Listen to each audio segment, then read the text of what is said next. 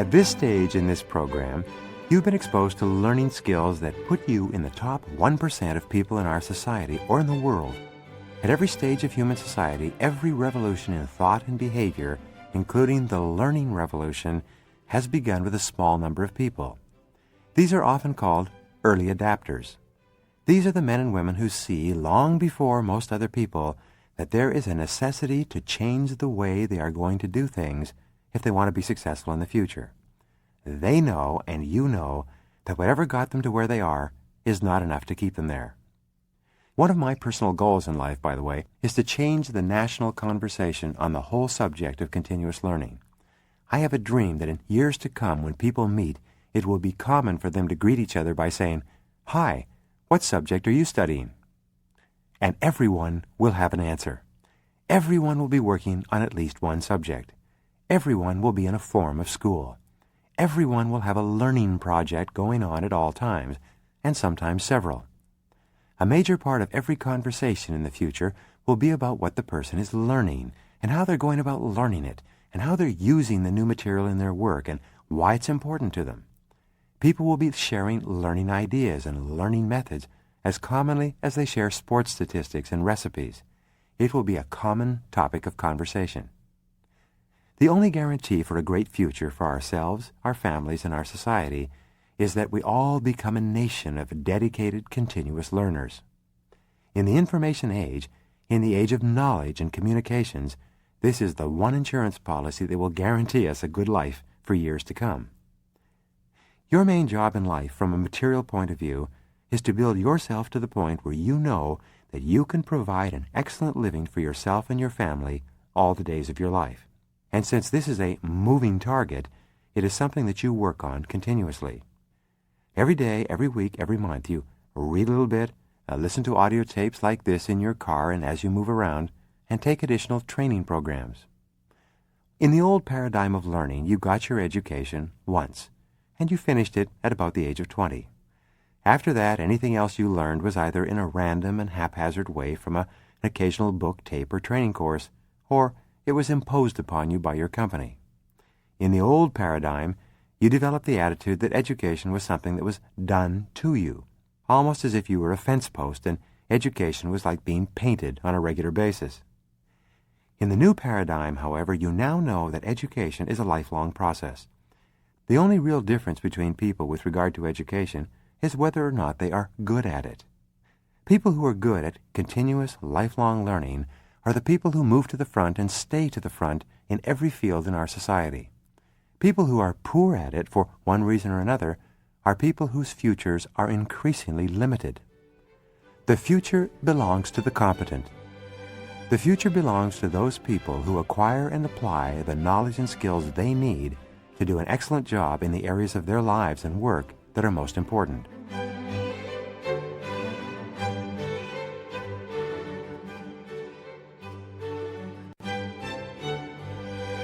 In the previous sessions, we've talked about the 4 basic stages of learning. In stage 1, you learned how to get yourself relaxed, confident, and ready for learning, for taking in new information. In the second stage, you learned how to get the facts in ways that suit your unique learning preferences and your special type of mind and thinking. In the third stage, you learned how to explore what you are learning, using the full range of your intelligences to understand it better from more than one point of view. In the fourth stage, you learned to make a deliberate effort to remember what you learn. You became familiar with the most popular and powerful memory techniques ever developed. You know, of course, that you develop an excellent memory by practicing these techniques, just as you become an excellent typist by practicing with a typewriter. In this session, you're going to learn the final 2 stages: how to demonstrate what you have learned, that you really understand the subject and can put it into practice, and how to review and reflect on the process of learning so that you can improve it the next time. To begin then, what you have to do in stage 5 is to test, practice, and use what you have learned so that you can make it your own personal property. There are 3 ways to show that you know or to demonstrate your knowledge to yourself and others. Remember, no one ever becomes an expert overnight. However, you can become an expert eventually by taking these 3 steps. First, test yourself to make sure that you have understood what you have learned. Second, practice to become confident and fluent with the new material. All learning requires practice and becoming actively involved with the new material. Other than that, it just drifts away or evaporates like water on a hot day. Third, use the material to make it a part of you. Apply it in your daily life until it soaks into your deeper levels of mind. Whatever you're learning, there's a point where you are a beginner. At this point, testing is very important. A test is a chance to explore the limits of what you can currently do, or what you currently know. It's an opportunity and not a threat, as it may have been when you were going to school. It is something that you should look forward to. Remember, you can't hit a target you can't see. When you test yourself regularly, you can see clearly what it is you need to learn to get ahead. Testing yourself should be a straightforward check on your ability to do what you have been learning. So don't worry about doing it quickly or effortlessly. All you're concerned with is checking to see if you've got it or not. This is where the techniques that you've already learned can help you. For example, if it's information you're learning, try going over your memory maps or your notes. You can try memory flashing to see how much of it you remember. You can test yourself with flashcards as well. You can create a mental movie of what you've learned. Whenever I'm planning a talk that consists of, let us say, 10 points, I write them out in detail and then mentally go over them one at a time until I can give the entire talk without notes. By doing this repeatedly, I can often do an entire day of speaking, sometimes 2 and 3 days, and never refer to notes at all. And it's not because I'm particularly brilliant. It's simply because I have used these accelerated learning techniques. A wonderful way to learn a new language is by using flashcards with the foreign word or phrase on one side and the English word or phrase on the other. With flashcards, you can test yourself and have other people test you. Often, steps 2 and 3, practicing to become confident and using it to make it a part of you, are combined. You can practice what you've learned by immediately putting it to use.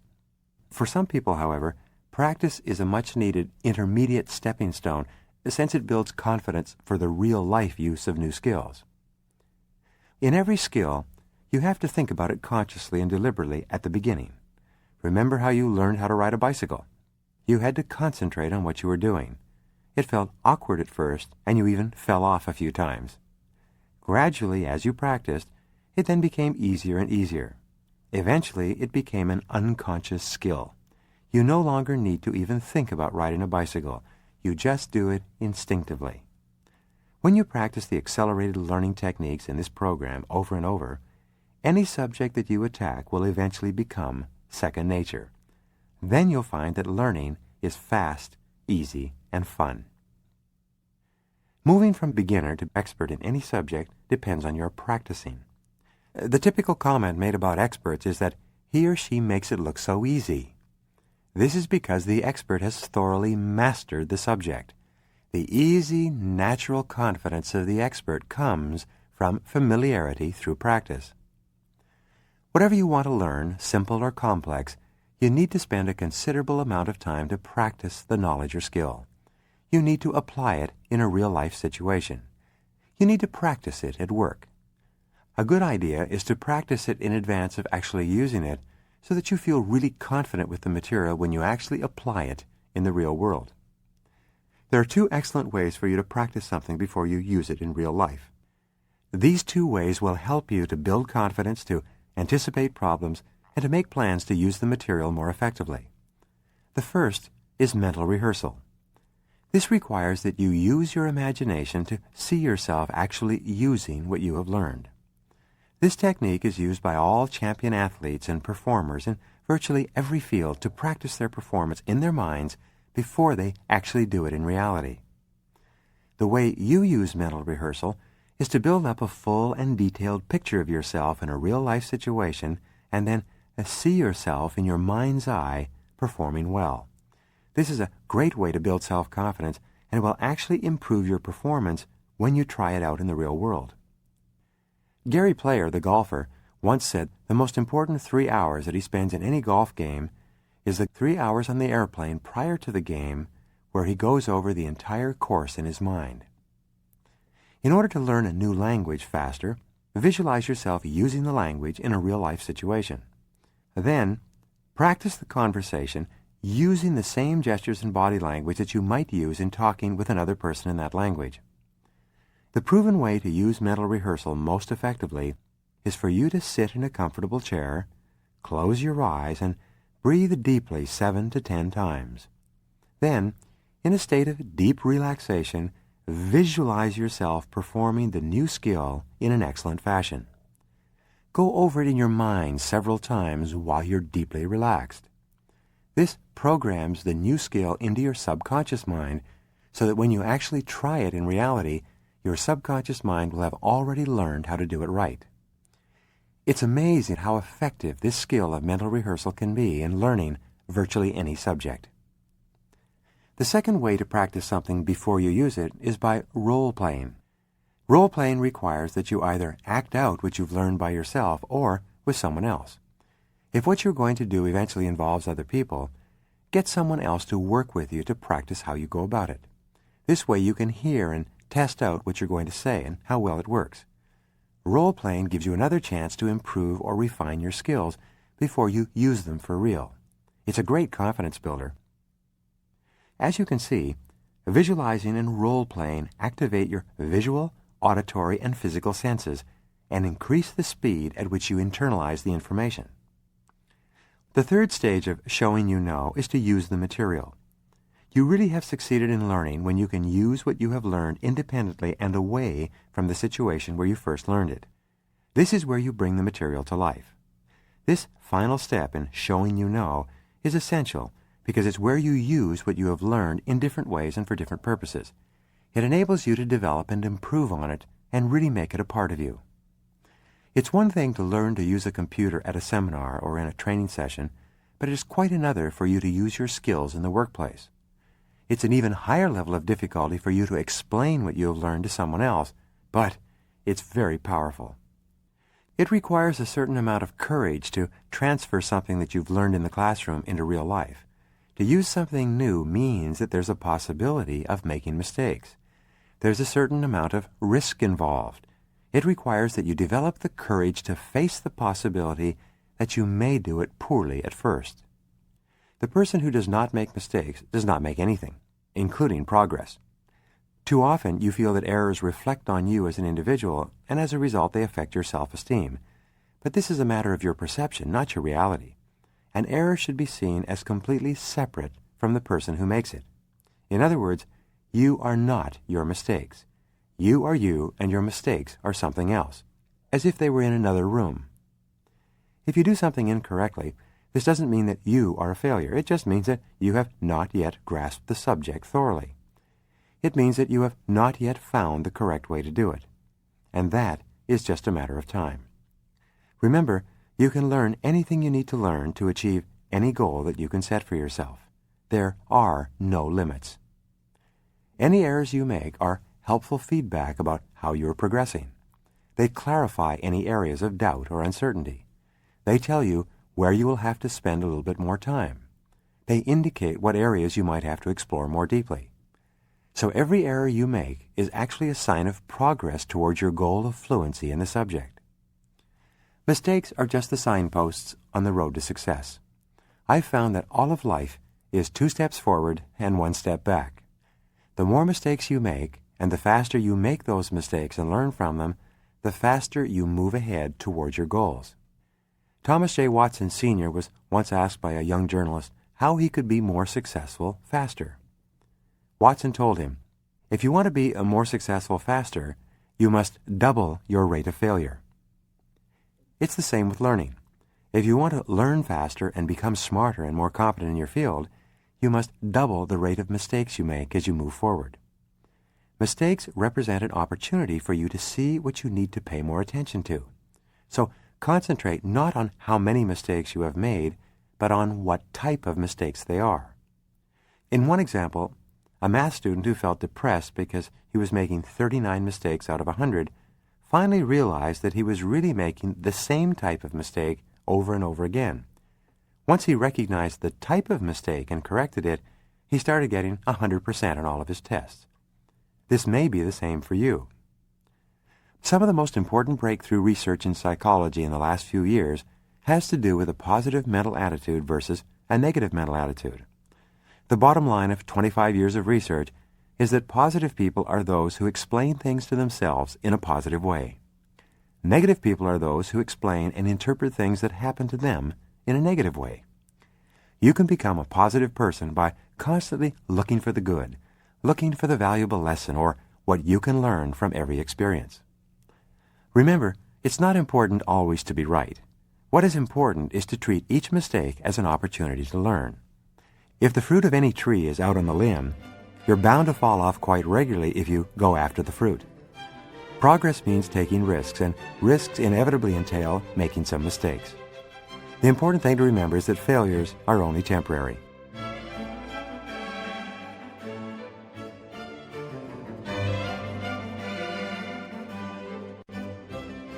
One of the things that happens with formal learning, the learning you go through at school or university, is that you get used to having other people judge you and mark your work.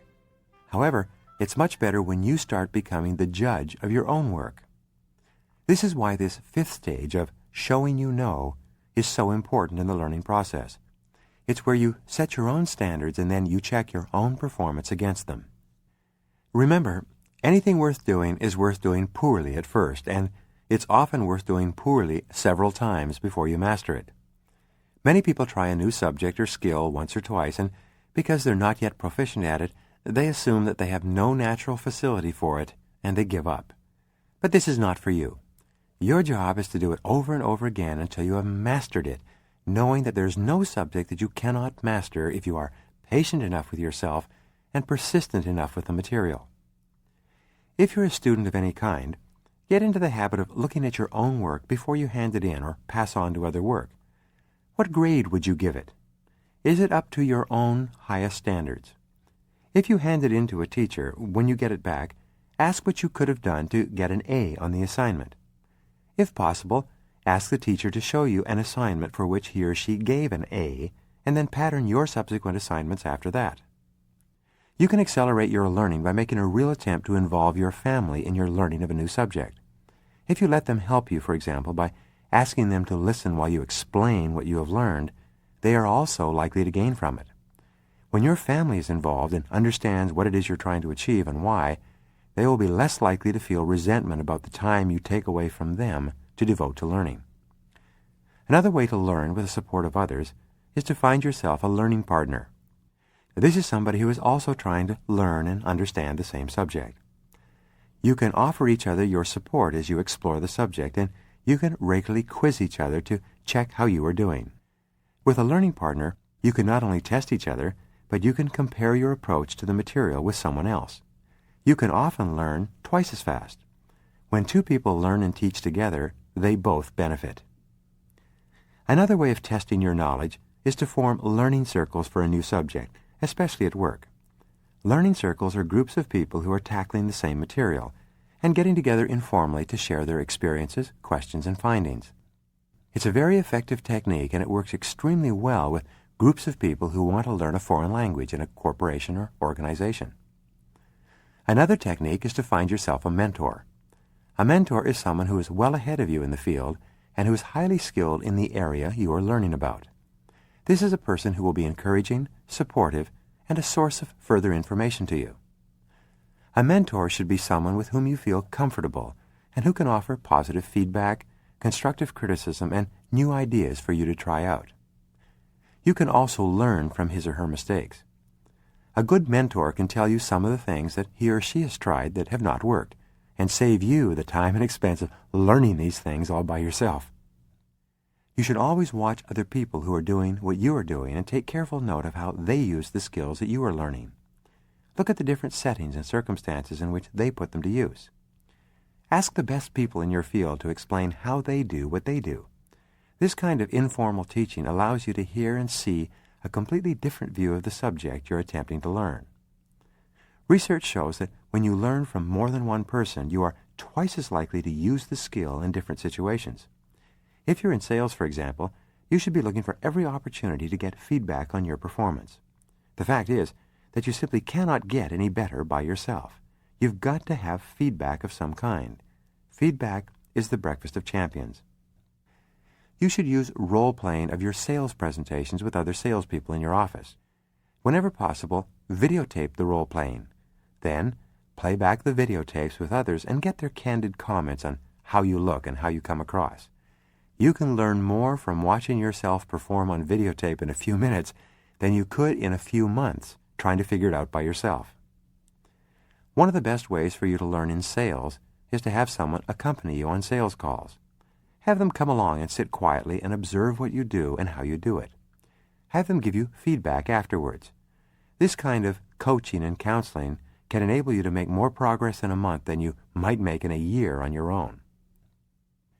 If you're in management and you want to become better, use what is called the 360-degree technique of learning. You can use this method in one of two ways. Its purpose is for you to get feedback from all the people around you so that you know how well you're doing.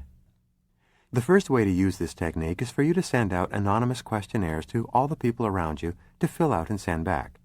Sometimes you can use an outside consultant for this, as many companies do. These questionnaires ask your peers and subordinates, and often your superiors, to give you honest feedback on how you're performing at every part of the management process. You'll be quite surprised at the results. The way you see yourself and the way that others see you will often be dramatically different. But it's only when you get this kind of honest feedback that you'll be able to improve. A second way you can use this, if you have the courage to do so, is to invite your staff to give you candid feedback on your performance. Have them tell you directly what they like and what they don't like. Have them share with you what they perceive to be your strengths and your weaknesses. Ask them to tell you what they feel you could do to be a better manager and to help them to do their jobs better. If you're willing to invite this kind of 360-degree feedback, there are two powerful expressions that you can use to stop yourself from defending or explaining and thereby bringing the session to a grinding halt. These two expressions are, "tell me more" and "for example." Whenever someone gives you a piece of feedback that you want to comment on or disagree with, instead of arguing, you take a deep breath and simply say, "Tell me more." Or you resist the temptation to defend yourself and instead say, "For example." These two expressions will keep the feedback coming, and it is only with feedback that you can move toward becoming really excellent at what you do. An executive I was working with not long ago found that everyone around him thought that he was abrupt and arrogant when they came to him with questions or problems. When I tried to tell him about this perception privately, he was adamantly opposed to hearing it. He denied it vociferously. He resisted the feedback because he felt he was being challenged, that his ego was at stake. When he was forced to sit with his coworkers and subordinates and only use the expressions, "tell me more" and "for example," he was astonished to learn that everybody felt the same way. That was the beginning of his making rapid progress toward becoming a much better manager and a more effective listener with his staff. Taking advice is a real skill. It's a pity that you normally grow up regarding advice as something that always comes from the top down. Your teachers gave you advice. Your boss gives you advice. Often advice is something that is imposed on you. You rarely ask for it. Yet the relationship between teacher and student, trainer and trainee, or worker and boss should be viewed more as a partnership, which in fact it is. You will then be more willing to seek advice actively.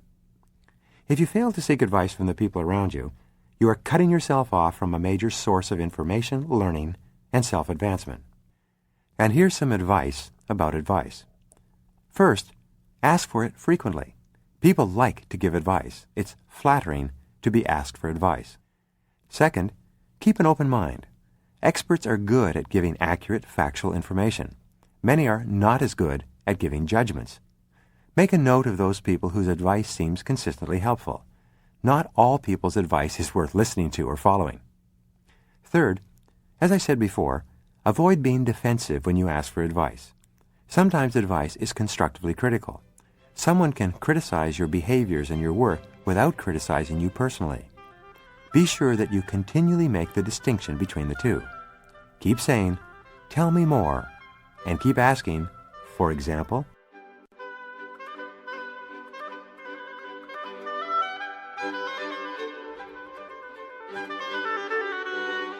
The sixth stage of learning, which brings the six-part model full circle, is for you to reflect on your learning. Reflecting on what you have learned is an important activity at any stage in the learning process. However, when you reach the point where you have actively used what you have learned in real situations, a period of quiet reflection is essential to getting the very most out of the learning experience. If you form the habit of thinking through how things have gone, you will truly be in control of your own life and your own learning. When we analyze successful people in any area of life, but especially with regard to learning, we find that they have three qualities that make them stand out from the average. First, they've developed the ability to create a clear vision of what they will be like and how they will be performing when they master the new subject. This vision intensifies their levels of commitment, determination, and motivation to make the vision a reality. They start with a clear goal of where they want to end up, and they constantly work toward that goal until they achieve it. The second quality of high-performing men and women is that they accept complete responsibility for themselves and for everything that happens to them. They refuse to make excuses or to blame others. They refuse to wait for others to come along and to do things for them or to them. They know that they cannot choose what happens to them, but they can always choose how they react to what happens to them. People who are totally self-responsible see themselves as the presidents of their own corporations and completely in charge of their own training and development departments. They see themselves as being in charge of their own lives and everything that happens to them. They say, if it's to be, it's up to me.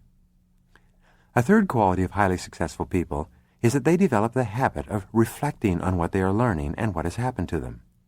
They derive every possible lesson from every experience. They take these lessons and they use them to make their future actions more effective. They learn from trial and error, and they set their own standards. They measure their own performance against their vision, and they constantly strive to improve. In other words, they learn from their mistakes, and they use their mistakes as stepping stones to the next level of mastery that they desire. There are two simple but powerful questions to ask at any stage of the learning process, and especially at the end. The first question is, what was the best and most effective part of the learning process? What did you enjoy the most and learn the most easily from? What part of the learning process seemed to work best for you? If you could learn using only a couple of ways of taking in new information, which would you most enjoy? The second question or set of questions is where you ask, if I was going to learn this again, what would I do differently? How could I improve the learning process next time? What could have gone better? What parts of the learning process did I find boring, frustrating, or unproductive? What would I do less of the next time around? Another excellent way to chart your progress and to demonstrate to yourself that you are learning is to keep a learning log. A learning log need only include a few brief details about the subject. The main point is that your progress is there in black and white. It's a record of your achievement. You can use a learning log to jot down a word or a concept you heard but don't know the meaning of. You can use a learning log to jot down a question that struck you for which you need to find the answer. Happiness is the progressive realization of a worthy ideal, and a learning log enables you to demonstrate to yourself that you are making progress. Sensing progress in a subject is critical to your level of motivation. Few people can stay motivated unless they can look back and see how far they have come since they began, and a learning log enables you to do just this. A personal progress plan enables you to keep an ongoing log where you record your thoughts on the learning process. Sometimes you can make notes in a different colored ink as you are going through the subject so that you can refer back to those points when you review. A personal progress plan allows you to prepare for the inevitable ups and downs and difficulties that you'll experience when you actually use what you have learned. This enables you to see stumbling blocks as stepping stones to success. A personal progress plan enables you to see mistakes as forms of helpful feedback rather than as destructive or negative events. You keep asking yourself, what can I learn from this to be better next time? A personal progress plan enables you to continually analyze your learning experiences so that you can derive the very greatest benefit from every one. This enables you to get better and better at learning and to learn faster and faster. A personal progress plan, which can be as simple as a spiral notebook into which you write on an occasional basis, allows you to assess yourself as you go along. It assures that you will be more and more responsible for your own learning. It puts you in the driver's seat of your own future. A personal progress plan also allows you to give yourself rewards for success. Each time you recognize and reward yourself for a step forward, you unconsciously motivate yourself to learn better and faster next time. Bit by bit, learning becomes a pleasurable habit that you look forward to each time. Finally, a personal progress plan becomes like a blueprint that measures not only how well you're doing, but where you will want to go in the future with your learning. Each new piece of knowledge opens up other possibilities. When you review your own performance on a regular basis, you become more and more alert for new opportunities to move ahead. In the final analysis, all great achievements in life have been accomplished by people acting on their beliefs and convictions in the pursuit of their own visions. All great achievements in life are individual. You've never seen a statue erected to a committee. It is always the individual achievement of the individual person that stands out. And there is perhaps no area where this is more important or more obvious than in the area of learning. One of the main messages from this course is that you learn well and easily when you start playing to your individual strengths. However, you really begin to accelerate your learning when you use all your senses and all your intelligences. In other words, when you use your full potential for growth and development.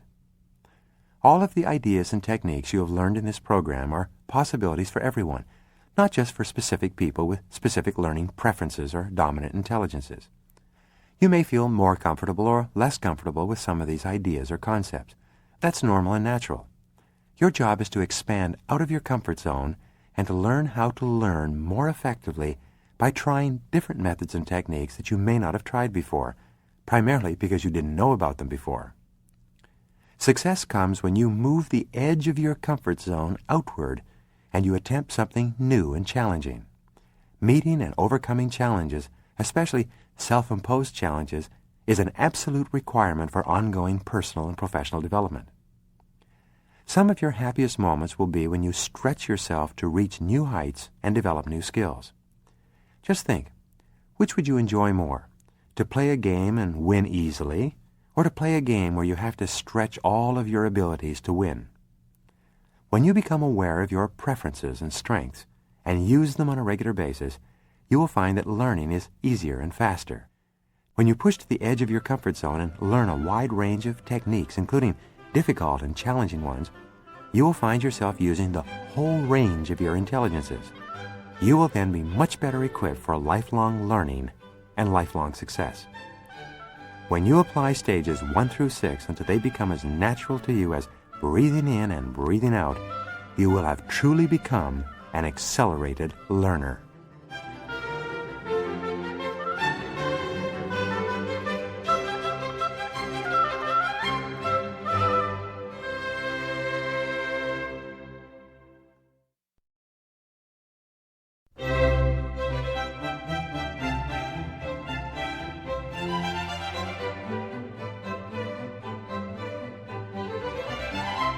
One of the biggest single problems faced by men and women today is a shortage of time. In seminar after seminar, when I ask people what their biggest problem is, it is almost invariably the ability to sort through an enormous number of things they have to do in a short period of time. Accelerated learning techniques are not time consumers as you might think. Instead, they are some of the most powerful time-saving techniques you can ever learn. Instead of taking 5 or 10 years to reach a certain level in your career with the new knowledge and skills you have to have, you can achieve the same level and the same income in 1 or 2 years by learning accelerated learning methods. Especially since you know you must be learning continuously to stay current and to move ahead in your field, accelerated learning techniques will enable you to gain the knowledge and skills you require with far less time and effort. Instead of spending 20 hours per week of serious study to learn a subject, you may be able to learn with even greater efficiency and effectiveness in 10 hours or even 5. This means that you have even more time to spend with the important people in your life, or to learn other subjects that can move you ahead in your career more rapidly. You will have a chance to learn many different subjects and skills in the course of your lifetime. Some of the skills are peripheral to your life, and some of them are central. Some of them are interesting and enjoyable from time to time, and some of them are absolutely essential to everything else you do. For example, algebra and geometry are peripheral skills. You may spend a lot of time learning them and passing the required examinations, but your likelihood of using them in your adult life and work are very small. They help to train your brain and to teach you to understand basic mathematical concepts, but they are peripheral to your future. In each field there are core skills, what we call critical success factors. Smart people, again, are those who identify these critical success factors and then make a plan to become excellent in each one of them. They know that a weakness in any one of their critical success areas can lead to underachievement and frustration in using all the others. A skill like time management is a central or core skill. The way you manage your time affects everything else you do and everything that happens to you, because your entire life is something made up of the minutes and hours of each day. People who accomplish a lot with their lives have dedicated themselves to becoming excellent time managers. Accelerated learning, like time management, is a core skill or core competence in life. It is central to everything you do. Becoming excellent at learning to learn can do more to improve every other area of your life than almost any other skill that you can ever acquire.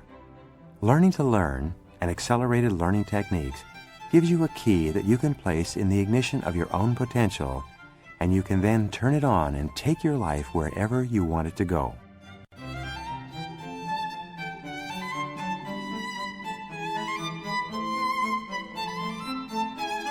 At the beginning of this course, I told you about my lifelong quest for the answer to the question, why is it that some people are more successful than others? I also said that the people who succeed greatly are those who know more than others in their field, while the people who underachieve and fail are simply those who know less. Your job is to join the former and get away from the latter. Your job is to be one of the most knowledgeable and skilled people in your field, and to get away from the people who are not equally committed to moving in that same direction. It's amazing how many people continue to work away at their jobs year after year and never even think about taking the time to become really good at what they're doing. For some strange reason, they don't realize that they can dramatically improve the quality of every part of their lives by that little extra effort that puts them into the top 10% or 20% in their field. Perhaps the greatest reward of succeeding at anything you really care about is not what you get, but what you become. The greatest benefit of becoming a millionaire over the course of your career is not the money and the material goods that you acquire. The greatest of all benefits is the excellent character that you have to develop in the process. To become wealthy in a highly competitive society, you must develop characteristics, qualities, and attributes that make you a more exceptional human being. And the wonderful thing is, if something happens and you lose your money once you've achieved it through the development of your character, you will almost always be able to make it back again. This is because it is the person you are, as much as the things you do, that will be responsible for your wealth. Self-esteem, self-respect, and personal pride are the real rewards. It is when you reach the point where you conclude that you are really a good person, that you are valuable and worthwhile to yourself and others, that you have inner peace and contentment. It is when you feel that you have really performed at the outer edge of your potential and won through in achieving something important to you, that you really feel good about yourself. The flip side of the coin of self-esteem and self-liking is self-efficacy. In other words, you only really feel good about yourself when you know that you are really good at doing the things that are most important to you. The better you do, the more you like yourself. The more you like yourself, the better you do.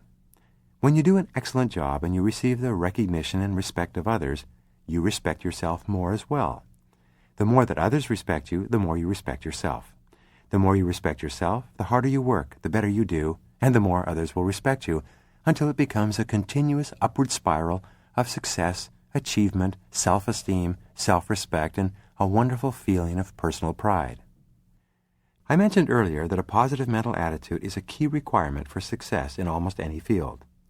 There's some confusion over the idea of a positive mental attitude and the tendency of some people to be foolishly optimistic and to wish for totally impossible things. They are not the same. I prefer the concept of positive knowing to that of positive thinking. Positive knowing is when you have an absolute conviction deep down within yourself that you can overcome any obstacles to the achievement of any goals that you set for yourself. In order to reach the point where you absolutely know, with a deep inner sense of conviction, that you can learn any subject you want, you must set a learning goal for yourself and then stick to it until you succeed. You must demonstrate unquestionably to yourself that you absolutely have the ability to learn and master a new subject. What I recommend for you is that you do the same that I have done over the years. Establish a learning project and a schedule for yourself. Resolve that over the next year, more or less, you are going to learn a specific subject, and you're going to master that subject to some standard. It can be small or large, it doesn't matter. The most important thing is that you must convince yourself at a subconscious level that you can learn anything you put your mind to. You can set the task of learning to type 50 words per minute without mistakes. You can then get a touch typing course, preferably one on a computer, and go to work to learn it. You can decide you want to master a computer, especially the word processing and personal management programs. Set yourself a target, make a schedule, determine how you will measure your success, and then get started. Set yourself a schedule and work on it every day, every week, every month, until you have succeeded. If you're in sales, you should identify your weakest critical success factor and make a plan to become absolutely excellent in that one area that is probably holding you back. If you don't know what it is, ask the people around you for input. Have someone come out with you on sales calls. Take tests if necessary and read books. Examine your selling activity and determine the areas that you dislike the most. Almost invariably, these are the areas where you are doing poorly as well. If you're in management or if you have your own business, look at the parts of your work that cause you the most irritation or frustration. Ask for input from other people. Find out what it is that you are doing poorly and make a decision to become excellent in that area. Don't try to change the whole world at once. Be patient with yourself. Don't set a schedule to suddenly become good at a particular task in 30 days. Give yourself 3, 6, 9, or even 12 months to learn the skill. Then, work at it little by little. You'll be absolutely amazed at the progress you will make if you take the pressure off of yourself on the one hand and you follow a specific learning schedule on the other.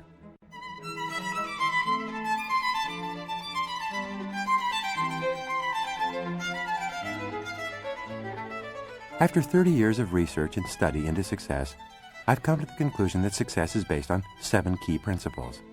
Of course, there are many, many more and many more variations on these 7, but these 7 serve as a platform from which anyone can achieve far more than they ever have before. These 7 success characteristics or principles are: first, a clear sense of purpose; second, the acceptance of complete responsibility for everything that happens to you; third, a commitment to excellence in your field; fourth, dedication to serving other people the very best way possible; fifth, an ability to cooperate and work well with others; sixth, creativity and the ability to continuously seek out faster, better, easier, cheaper ways to get things done; and the 7th is the quality of persistence. This is the determination and resolve to keep on keeping on in the face of adversity until you finally achieve your goals. In all the studies of success, the most important step seems to be the first one. The success of everything you've learned in this course will be totally determined by your willingness and ability to set a goal, make a plan, and to begin in the first place. After that, it will be your ability to persist, week after week and month after month, that will determine how rapidly you become a super learner and unlock the incredible powers of your intelligence to achieve anything you really want in life. You're only really happy when you are moving toward clear goals of your own choosing.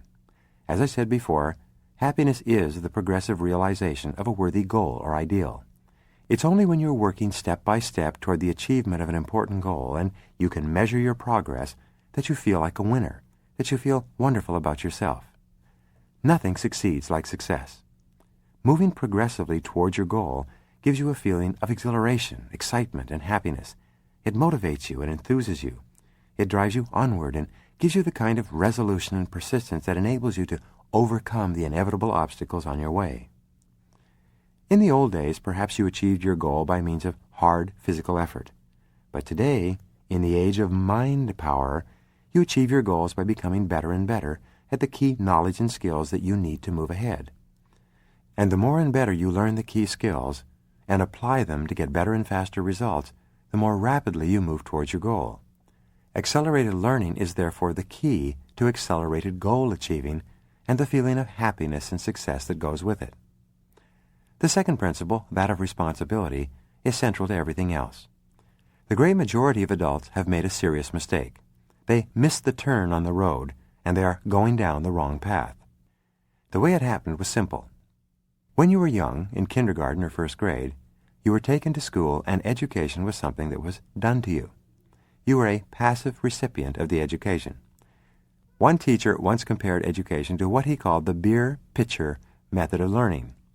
He said that at the beginning of the year, the students file into the class with empty mugs. The professor has a full pitcher of beer at the front. During the course of the semester, the teacher pours parts of the beer or knowledge into the glasses of each student. On examination day, the students then file past the teacher and pour their beer back into his pitcher in the form of the examinations.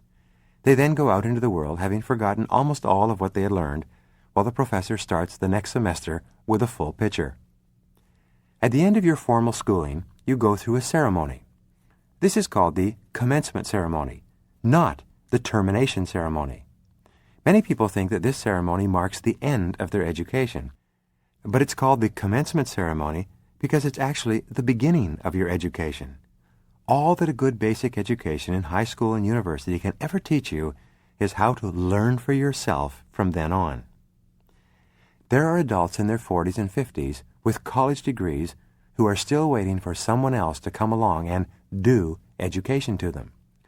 When companies arrange training programs, they often have to coax, demand, and even threaten termination to people to get them to take the additional education.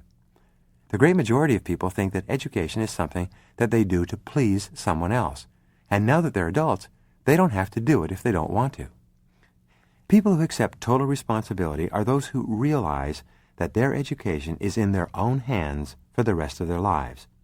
They realize that everything that happens to them from the time they go out on their own until the time they retire is totally determined by their own willingness and ability to learn and apply the skills they need to move ahead in their fields.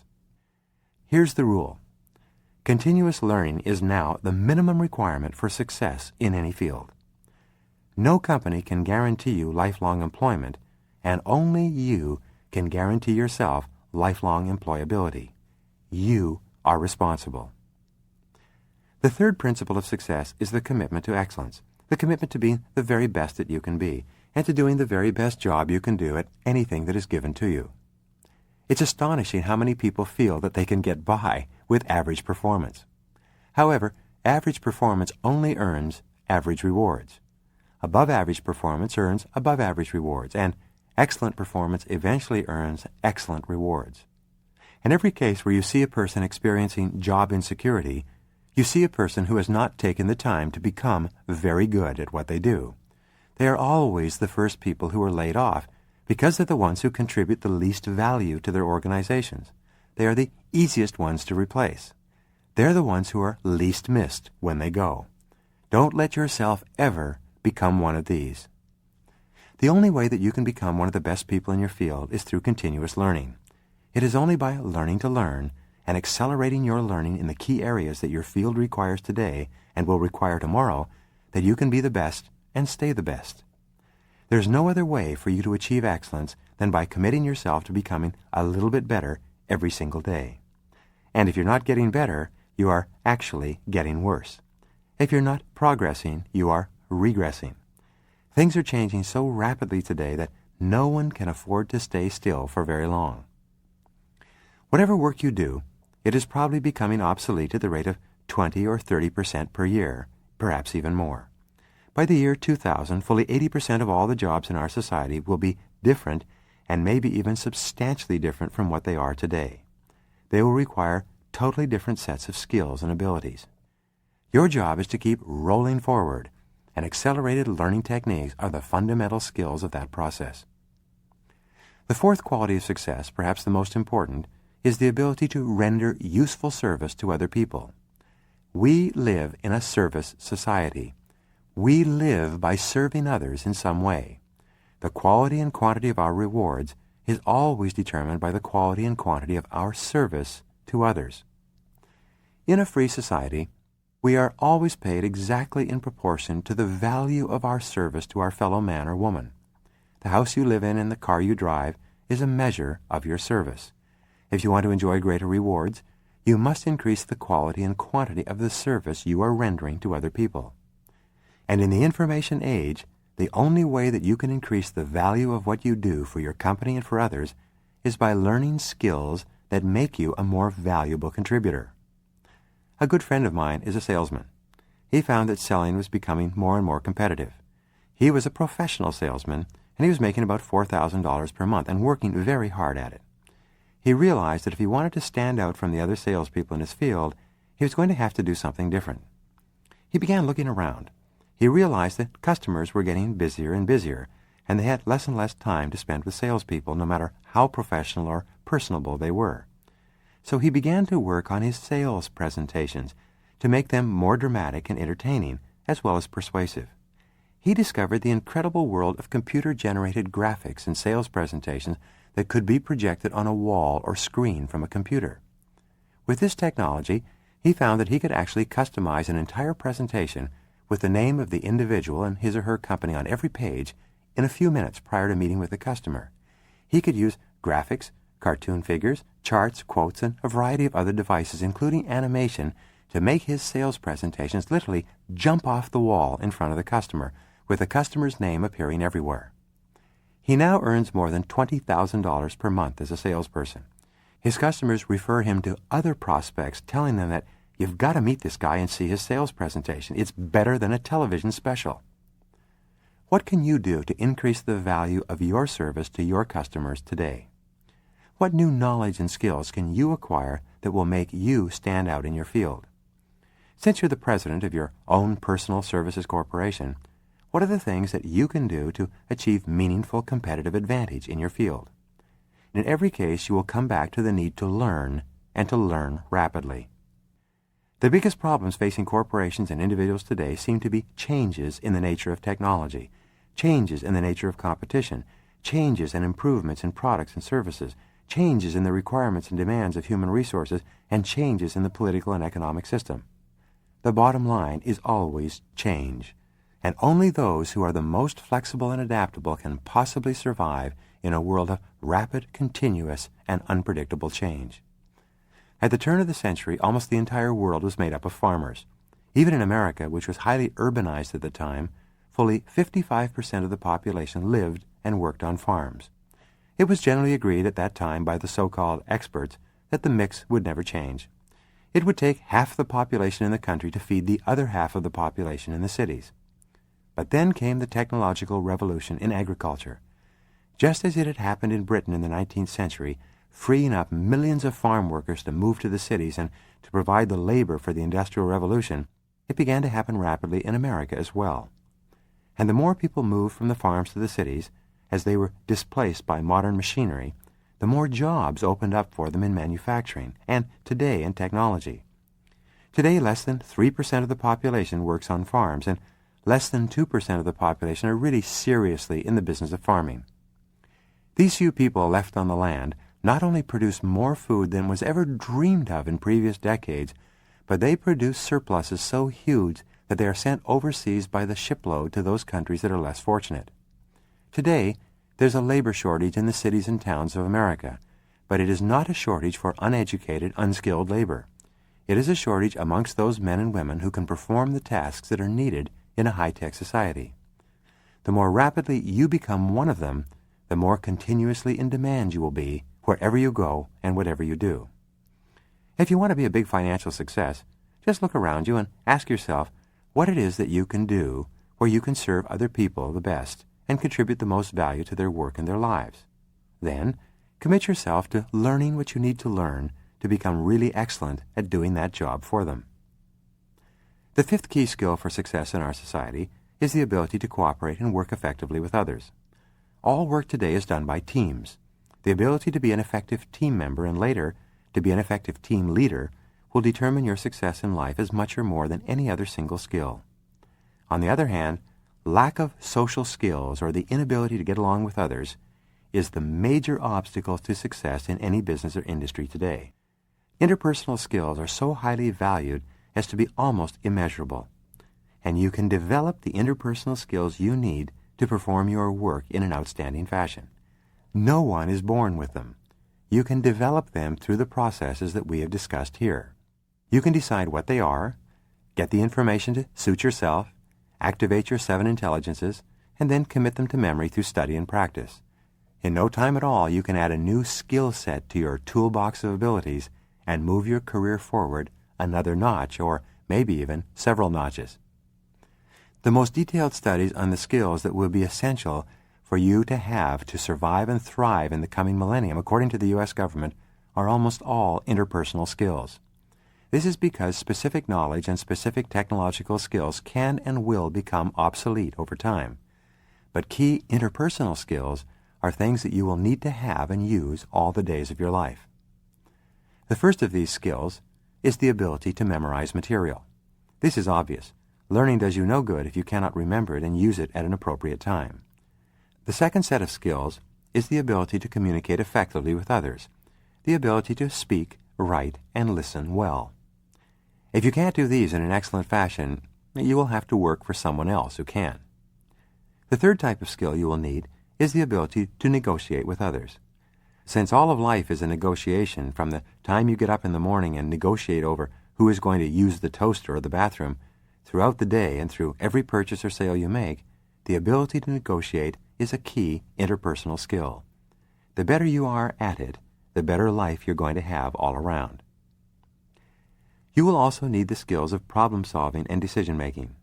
Fully 50 to 60% of a manager's time is spent in solving problems and making decisions. In fact, your entire life, whether as a manager or not, is one unbroken process of problem solving and decision making. The only choice you have about this is whether or not you're going to become excellent at it. Almost all the difficulties you've experienced in your life have been as a result of poor problem solving and poor decision making skills. You have come to the wrong conclusions and therefore done the wrong things, which in retrospect have proven to be very expensive and painful to you. Problem-solving and decision-making skills are again like learning to type with a typewriter. You can become extremely good at using your brain to navigate and negotiate the shoals and pitfalls of life through ongoing training. You will need the skills of influencing and persuading others as well. In fact, in life, you have two choices. You can either be good at influencing and persuading others to help you to achieve your goals, or you can be the recipient of the influence and persuasion skills of others in helping them to achieve their goals. And it's up to you. You can learn whatever you need to learn to achieve whatever you want to achieve. You need reading and writing skills as well if you want to succeed in the world of tomorrow. Since most jobs by the year 2000 will require computer literacy, and since you cannot use a computer unless you can use a keyboard and read what appears on the screen, it becomes absolutely essential for you to become a fluent reader. If for any reason your education has not prepared you to be a good reader, make it a do-it-yourself project to become an excellent reader over the next 12 to 24 months. Listen to audio tapes that build up your vocabulary. Read 2 or 3 hours every day. Get yourself a dictionary and look up the words you don't know. If necessary, take a remedial reading course emphasizing phonics, or buy one through the mail. Whatever you do, don't waste a single minute in becoming an excellent reader. All leaders are readers. It is the key to the doorway marked tomorrow. In addition to these other interpersonal skills, you will need selling skills, managing skills, delegating skills, supervising skills, and you will also need the ability to motivate others to do things and to be their best.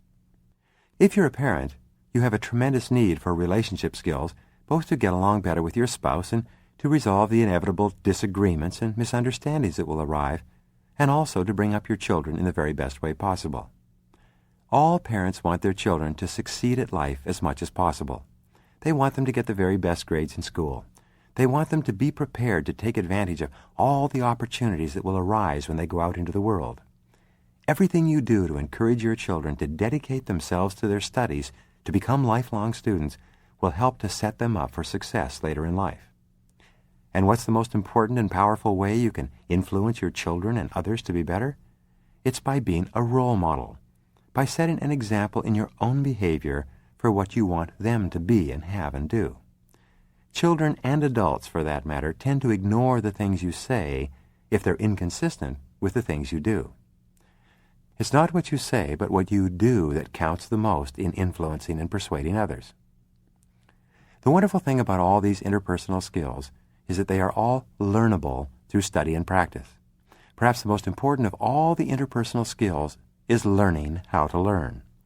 With the skill of accelerated learning locked firmly in place, you can accomplish almost any task you can set for yourself. But without the ability to learn easily and well, your life will be a continuous struggle, especially with those people who have set the time aside to become excellent learners and who will then begin to outstrip everyone else in their fields. The sixth quality necessary for success is that of continuous innovation and creativity. As I said in Session 2, you are a potential genius. You have the ability to overcome any obstacle, solve any problem, and achieve almost any goal in your life. You have mental powers that you have not even begun to tap into. When you learn and practice accelerated learning techniques, plus the memory methods and techniques, you will be astonished at how smart you are, how smart you become. The law of creativity is the law of use. If you don't use it, you lose it. But what we have found is that you can turn your creativity back on, like starting an automobile engine with an ignition key, simply by beginning to use it again on a regular basis. One of the exercises that I do in my training sessions is I have everyone sit down while I introduce them to the power of their minds with a simple illustration. I have all the lights in the room turned off except for one. I then explain to the class that this one light that gives a dim glow in the room is the equivalent to the amount of brain power that the average person uses in their day-to-day activities. I then say that when people begin to use their minds more efficiently, they turn on more of their brain power. At that point, I turn on one more light. The room is now a little brighter. I continue explaining how, when you prepare your mind to learn, taking in information in the way you are best suited to learn, and begin exploring the information with your 7 intelligences, you activate more and more of your brain potential. One by one, I turn on more of the light switches until the entire room is flooded with light. I then say that this brightly lit room is analogous to the computing capacity of your brain when it is fully turned on as well. It is the same brain, just more of it is now available to you to accomplish your tasks and to achieve your goals. As you begin practicing the accelerated learning techniques and methods that have been introduced to you in this course, you will be turning on light after light in your own brain until your brain begins to function like a Christmas tree covered with Christmas lights, with all of them dancing and sparkling at once. People will start to be amazed at how sharp and alert you are, and at the quality and quantity of good ideas you come up with when any problem arises. The final ingredient for success, and perhaps the most important of all, is the ingredient of persistence. In fact, if you have clear goals on the one hand and indomitable persistence on the other, there is very little that you cannot accomplish in life. All of the other characteristics and qualities are ways to leverage and to multiply your potential so that you achieve your goals even faster than you would without them. Persistence is self-discipline in action. The more you discipline yourself to persist in the face of adversity and discouragement, the more you like and respect yourself. The more you like and respect yourself, the more you'll persist, even if you don't feel that you're making any progress. And as you continue to persist, gradually you'll see the progress you're making. You will start moving step by step toward the realization of your ideals. You will feel better and better and happier. You will become more and more determined, and you will persist with even greater determination. Soon, you will break through all the barriers that stand between you and your goals and arrive at the top of the mountain at last. And again, you learn to persist by persisting. You learn any talent or skill by persisting. When you begin studying to learn anything at all, especially after a long period of allowing your mind to drift with too much radio, too much television, too many newspapers, and too much socializing, you will find learning to be extremely hard. It will be like trying to push cheese through a strainer, like trying to get water out of a stone. But if you persist bit by bit, you'll start to find it easier and easier to learn. When you begin with a foreign language, you may only be able to remember 5 to 10 words in a single session. After a week, you'll be remembering 20 to 30 words. After a month, you'll be remembering 40 to 50 words. You will begin to astonish yourself at how much smarter you are becoming, and you'll actually see the difference in your learning ability and your performance. But you must persist. One of the most important lessons that I ever learned in life was the need for mental preparation in the accomplishment of any task. This means that you decide in advance that no matter what happens, you will keep on keeping on until you're successful. This mental preparation prepares your mind for the inevitable and unavoidable disappointments and setbacks that will arise. But when they do come about, you'll be ready. They won't get you down. They won't hold you back. You will bounce instead of breaking. You've already mentally prepared yourself to be disappointed or to be discouraged, and because you've done this, the disappointment doesn't overwhelm you. You bounce like a basketball instead of breaking like a glass. All the key qualities of success, a sense of purpose, personal responsibility, a commitment to excellence, a dedication to service, the ability to cooperate well with others, a creative mind and worldview, and persistence are all learned and learnable. What this means is truly wonderful. It means that there are no real limits on what you can accomplish. Imagine that. There are no limits. Whatever you want to be, have, or do is possible for you. The very fact that you can desire it and dream it means that you have the capacity to accomplish it. It is simply a matter of learning what you need to learn and then persisting until you succeed. Learn the 6 stages of the Accelerated Learning Program. Take some time to prepare your mind and your environment so that you learn in the very best way. Get the information in a way that you most enjoy and that is most comfortable to you, whether you are visual, auditory, or physical. Explore the information using your 7 intelligences. The more different ways you play with new information, the more likely it is that you will develop the necessary associations and connections that will enable you to use that material on demand. Learn a series of memorization techniques, especially the ones you most enjoy, and practice with other techniques that may appeal to you.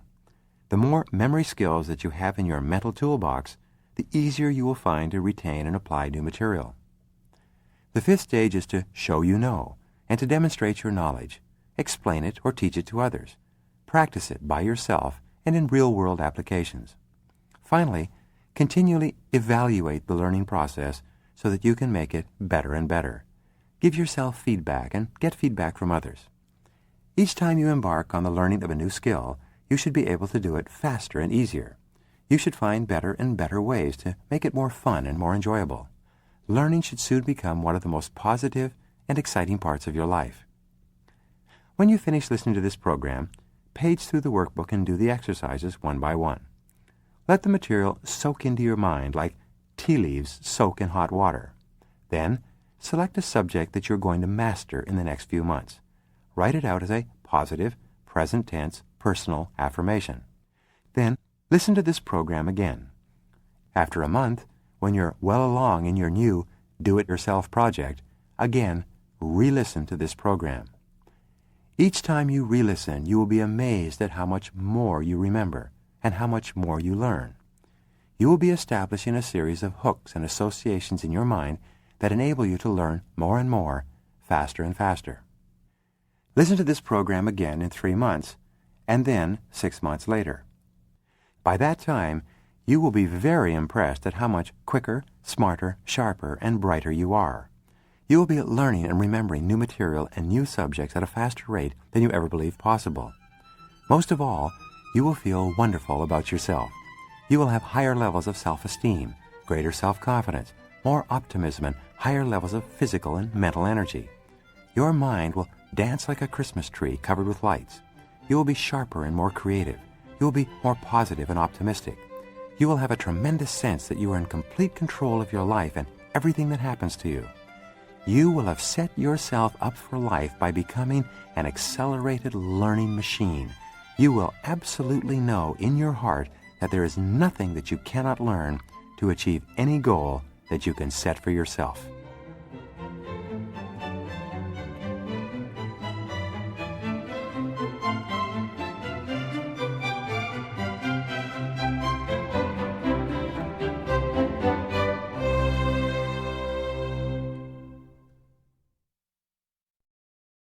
If you enjoyed this program from Master Motivator and Success Coach Brian Tracy, you are probably the type of high achiever that would benefit from Brian Tracy's personal success coaching program. This one-on-one coaching program is unlike any self-development tool ever offered. Imagine spending 12 weeks with your own coach who has been personally trained by Brian Tracy. Your coach will aid you on building your life strategies, guiding you as you take action steps toward making your greatest desires a reality. If you are like many, you often set goals, but sometimes lack the motivation to carry them through. With the ongoing nurturing and guidance of your personal coach and this outstanding program, you will be accountable for the changes you want to make in your life, and you'll soon see those changes becoming a reality. Created exclusively for Nightingale Conant by Brian Tracy, this program has had massive life-changing results on those that have committed themselves to it. It consists of a minimum of 12 weeks of 30-minute one-on-one telecoaching sessions with a trained personal coach. Accompanying the program are 12 cassette tapes, one for each week of study, along with a guidebook. This extraordinary program focuses on every aspect of your life and helps to integrate and balance your life success skills along with your business growth. Brian Tracy's personal success coaching program offers you guidance in the areas of strategic planning, intelligence, health and fitness, power, career success, time management, financial planning, life success, relationships, goal setting, leadership, and building character. Your life will magically transform as you turn your conceptualized thoughts into active steps toward achieving your goals. Brian Tracy's personal success coaching program is one of the most comprehensive, powerful self-development programs to date and is designed to fit your goals, dreams, and desires both personally and professionally. Act now, today, and call in to receive further information and your free personal success profile with one of our trained personal development representatives. Designed with Brian Tracy, this profile will identify your strengths and pinpoint your growth opportunities. We offer this analysis to you at no cost and no obligation, so don't delay. To register for this outstanding coaching program or to receive your free personal success profile, call Nightingale Conant now at this number, 1-877-297-9799. That's 1-877-297-9799. And ask for Brian Tracy's personal success coaching profile. It's one phone call that could change your life.